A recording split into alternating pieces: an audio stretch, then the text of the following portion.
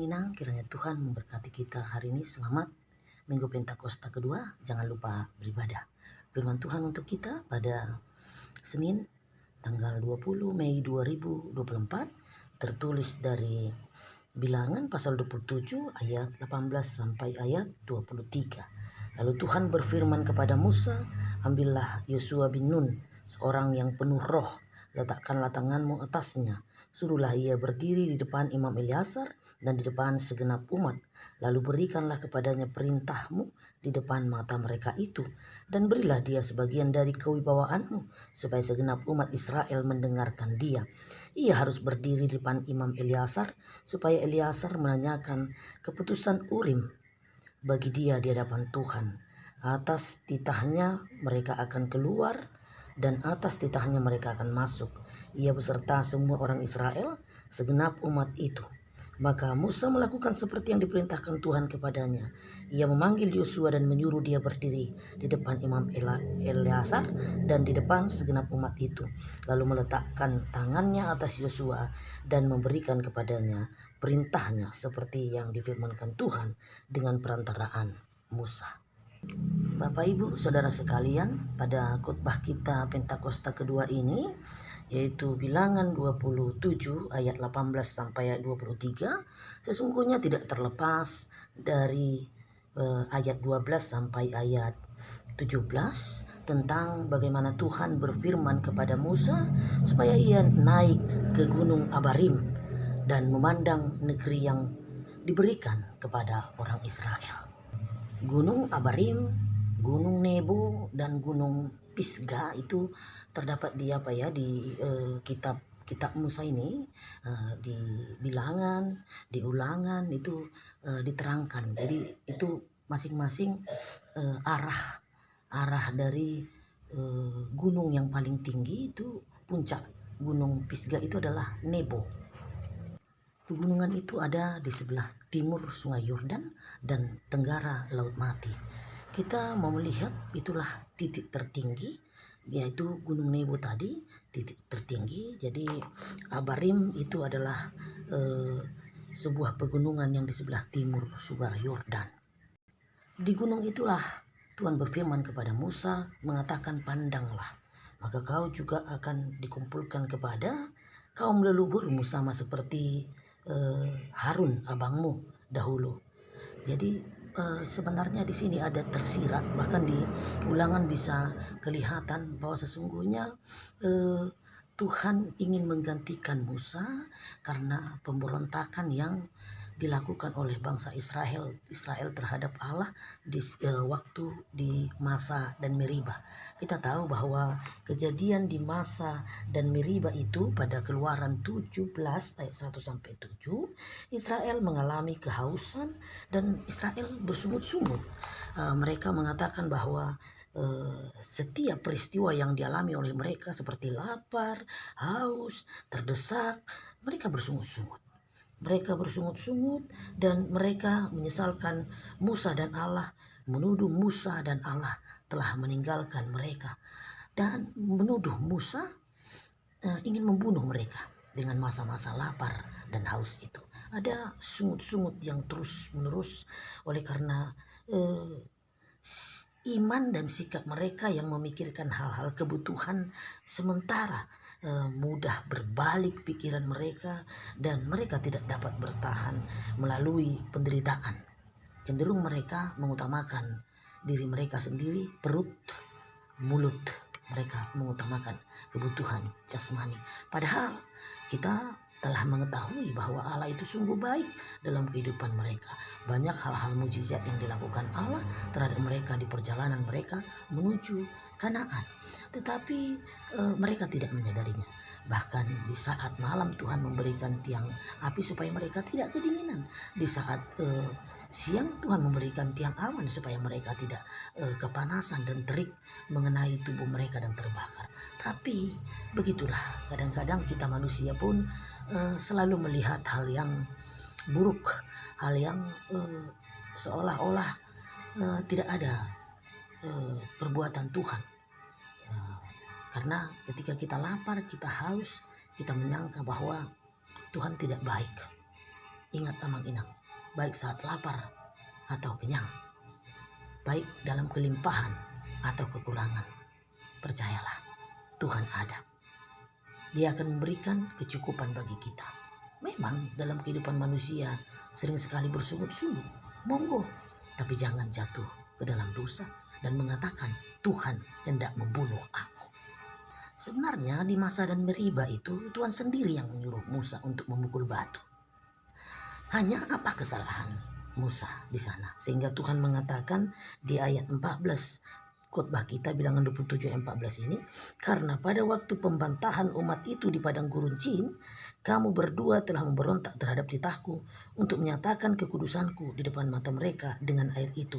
Itulah mata air Meriba dekat Kades di padang gurun Cin.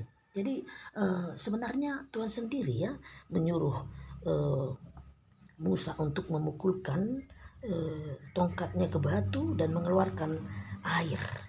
Dan semua bangsa Israel pada waktu itu minum dengan puas.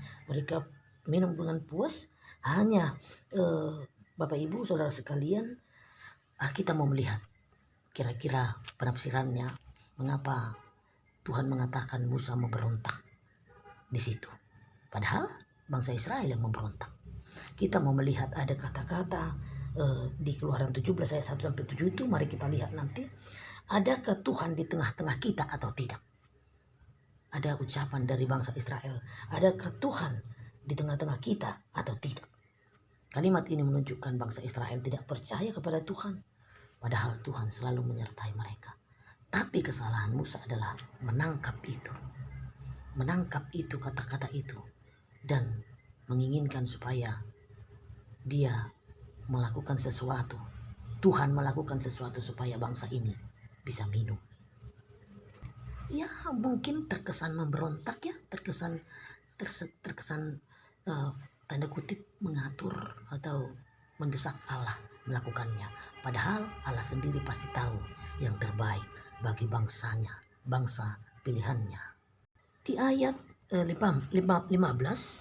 memang Musa berkata kepada Tuhan, biarlah Tuhan Allah dari roh segala makhluk mengangkat atas umat ini seorang yang mengepalai mereka waktu keluar dan masuk dan membawa mereka keluar dan masuk. Bapak Ibu, di sini Musa menyadari bahwa tidak ada kekuatannya untuk memaksa Tuhan. Kalau kita perhatikan amang inang di Ulangan 3 ayat 23 sampai 27, sebenarnya ini di Ulangan. Kadang-kadang nampaknya berbeda. Kalau di Ulangan sebenarnya Musa itu membujuk Tuhan untuk boleh melakukan perbuatan-perbuatan yang luar biasa dengan dia diizinkan untuk boleh bersama-sama masuk ke tanah Kanaan. Permohonan Musa adalah dia menginginkan ikut menyeberang di sungai Yordan. Kita bisa lihat di Ulangan 3 itu ayat 23 sampai 29. Dia berkeinginan, merindukan bahwa dia ikut menyeberang ke sungai Yordan dan boleh hidup tinggal bersama-sama di pegunungan yang baik itu dan gunung Libanon. Tuhan mengatakan cukup, jangan lagi bicarakan hal itu kepadaku. Bahkan Bapak Ibu Saudara sekalian, ajal Musa itu mendekat dan Allah mengatakan kepada dia, engkau boleh melihat negeri itu terbentang di depanmu, tetapi tidak boleh masuk ke sana, ke negeri yang kuberikan kepada Israel. Bapak Ibu, jadi Musa tidak ikut bersama-sama dengan bangsa Israel ke tanah yang dijanjikan oleh Tuhan. Padahal Musa adalah pemimpin yang terus memimpin bangsa itu. Hanya Musa membiarkan bangsanya memberontak. Seolah-olah Musa yang membiarkan bangsanya memberontak. Tapi ingat, Tuhan tetap mengasihi Musa. Lalu di khotbah kita, lalu Tuhan berfirman kepada Musa, ambillah Yosua bin Nun, seorang yang penuh roh, letakkanlah tanganmu atasnya. Bapak Ibu Saudara sekalian, Musa sudah kenal dengan Yosua.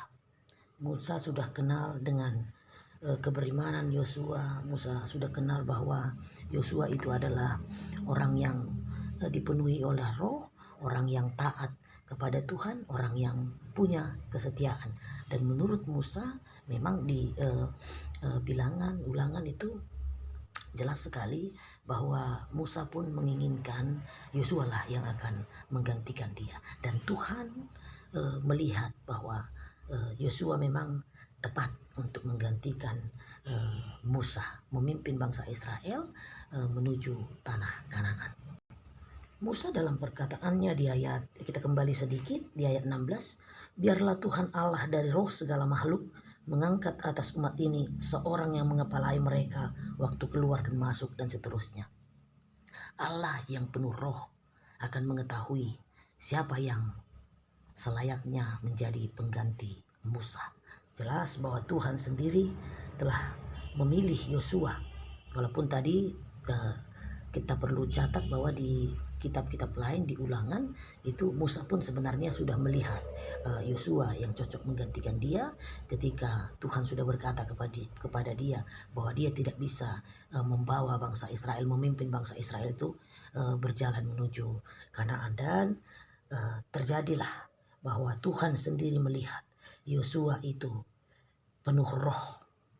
Letakkanlah tanganmu atasnya, katanya. Bapak Ibu Saudara sekalian, Musa mengurapi Yosua untuk meneruskan kepemimpinannya.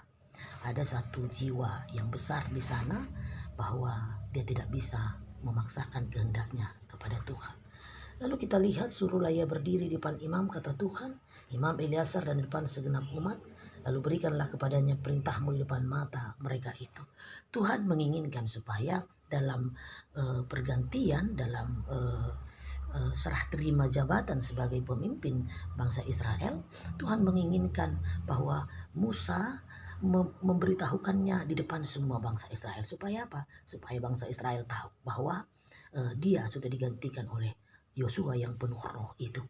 Dan Tuhan menyuruh supaya Yosua berdiri di hadapan Imam Eleazar. Imam Eleazar adalah imam besar yang mengikuti perjalanan bangsa Israel ini menuju tanah yang dijanjikan oleh Tuhan. Berikanlah kepada dia perintah. Berikanlah kepada dia perintahmu di depan mata semua bangsa Israel, dan berikanlah dia sebagian dari kewibawaanmu. Di sini jelas bahwa Tuhan pun tahu bahwa Musa penuh dengan wibawa yang daripadanya. Dan Musa sebenarnya adalah orang yang taat kepada Tuhan. Jadi kita mau melihat di situ, berikanlah sebagian dari kewibawaanmu supaya umat Israel mendengarkan dia. Berikan wibawa, kebijaksanaan. Tentu dia harus mengajarkan, harus mengajarkan. Tidak bisa hanya ini kewibawaanku begitu, tapi harus mengajarkan dengan pelan-pelan dan membimbing dia. Sama seperti seorang senior di tengah-tengah kampus kah atau sekolah kah, ketika dia ingin berganti OSIS misalnya atau organisasi lain, tentu yang sudah pemimpin di awalnya harus membina supaya apa yang kemarin terjadi, hal-hal yang baik, hal yang bagus itu boleh dilanjutkan, dan hal-hal yang kurang baik itu dihindari. Sama seperti programnya, maka wibawa itu diberikan sebagian kepada Yosua dengan cara mengajarinya, membimbingnya, dan mendoakannya. Lalu ketika Yosua berdiri depan Imam Eleazar, ia menanyakan keputusan Urim. Tuhan menginginkan supaya Eleazar walaupun dia imam besar, tapi sebagai imam besar dia harus menanyakan keputusan Urim. Saya pikir Urim itu manusia, ternyata tidak. Urim itu adalah alat yang perlengkapan imam besar, sebagai perlengkapan imam besar untuk menanyakan apakah ini kehendak Allah atau tidak. Apakah pergantian ini kehendak Allah atau tidak. Maka Bapak Ibu Saudara sekalian, dilakukanlah hal seperti itu di hadapan Tuhan, dan atas titahnya mereka akan keluar dan mereka akan masuk, itu perintah Allah. Lalu Bapak Ibu, Musa melakukan seperti yang diperintahkan Tuhan kepadanya. Ia memanggil Musa dan menyuruh berdiri di depan Imam Eleazar dan depan segenap umat itu. Musa sungguh-sungguh bertanggung jawab. Sekali lagi, dia tidak memaksakan kehendaknya dan dia tidak dengki kepada Yosua sebagai orang yang dipilih oleh Tuhan, dan Tuhan sendiri mengenal Yosua penuh dengan roh. Karena itu ia akhirnya meletakkan tangannya atas Yosua dan memberikan kepadanya perintah supaya yang difirmankan Tuhan dengan seperti yang difirmankan Tuhan dengan perantaraan Musa. Maka terjadilah Musa sendiri yang mengurapi Yosua sebagai penggantinya. Bapak Ibu, saudara sekalian, apa yang mau kita pelajari di sini? Satu, Tuhan itu baik. Walaupun kadang-kadang seperti yang dirasakan Musa, apa yang menjadi rencana Musa, keinginan Musa, kerinduan Musa sebagai manusia ingin bersama-sama dengan bangsa Israel menyeberangi sungai Yordan dan tinggal di tanah yang subur. Tapi Tuhan berkata, rancanganmu bukanlah rancanganku. Maka Bapak Ibu silakan merancang, tapi serahkan keputusannya kepada Tuhan. Tuhan akan menentukan jalan hidup kita, dan itu pasti yang terbaik. Bapak Ibu, itu yang pertama. Tuhan akan memberikan yang terbaik. Dan Bapak Ibu saudara sekalian, yang kedua, Musa tidak memaksakan kehendaknya kepada Tuhan. Dia dengan besar hati mengikuti apa yang diperintahkan Tuhan supaya meneruskan kepemimpinan itu kepada Yosua. Dan sebelumnya mungkin dia juga sudah mengintai-intai siapa yang bisa menggantikan dia di masa tuanya memimpin bangsa Israel. Dan ternyata Tuhan tahu siapa yang penuh roh dan siapa yang layak menggantikan Musa. Bapak Ibu, kita juga seperti itu. Tuhan tahu ketika satu saat kita ingin mendapatkan posisi tertentu, kedudukan tertentu, atau pekerjaan tertentu, percayakan dirimu kepada Tuhan. Tuhan tahu apakah kita layak di sana atau tidak. Tuhan tahu apakah kita layak di sana atau tidak. Tuhan sendirilah yang memberikan roh itu. Roh penurut, roh kesetiaan, roh yang penuh dengan keberanian. Tuhan sendiri. Tetapi walaupun Tuhan sendiri yang memberikan roh itu kepada Yosua, perlu ada bimbingan dari Musa. Karena Tuhan menyuruh Musa untuk memberikan sebagian dari wibawanya dan membuat dia berbicara, berdiri di depan semua umat, supaya umat juga tidak merasa ragu akan keberadaan Yosua sebagai pemimpin yang baru bagi mereka. Dan yang ketiga, Tuhan mengurapi Yosua melalui Musa di depan nabi besar Eleazar. Dan Eleazar bertanya kepada Urim, kepada Urim, satu alat untuk menanyakan keputusan Tuhan. Artinya di sana keberadaan Yosua tentu harus penuh dengan ketundukan kepada Tuhan. Bertanya, apakah ini kehendak Tuhan? Bapak Ibu saudara sekalian, bertanyalah dalam kehidupanmu, apakah ini kehendak Tuhan? Karena itu, penuhilah diri kita dengan roh pada hari Pentakosta ini. Roh yang akan mengajari kita yang mana kehendak Tuhan. Roh yang akan mengajari kita tidak menuntut, tidak memaksa Tuhan untuk sesuai dengan kehendak kita. Yang ketiga, roh yang akan mengatakan di hati kita, jadilah Tuhan kehendakmu dalam kehidupanku, apapun itu. Walaupun keinginanku tadinya, kata Musa, ingin ikut menyeberang sungai Yordan, tapi Tuhan mengatakan tidak. Sebab Tuhan mengatakan, rancanganmu bukanlah rancanganku. Maka ketika satu saat apa yang kita rindukan, apa yang kita inginkan tidak tercapai, jangan memaksakan. Percayalah, itu yang terbaik. Karena Tuhan tahu siapa kita. Karena Tuhan tahu yang terbaik bagi kita. Terimalah roh supaya kita mengerti itu. Mengerti bahwa Tuhanlah yang memberikan roh bagi kita untuk boleh mengerti banyak hal. Mengatakan, jadilah kehendakmu, bukan kehendakmu. Terimalah roh dan bersyukurlah. Amin.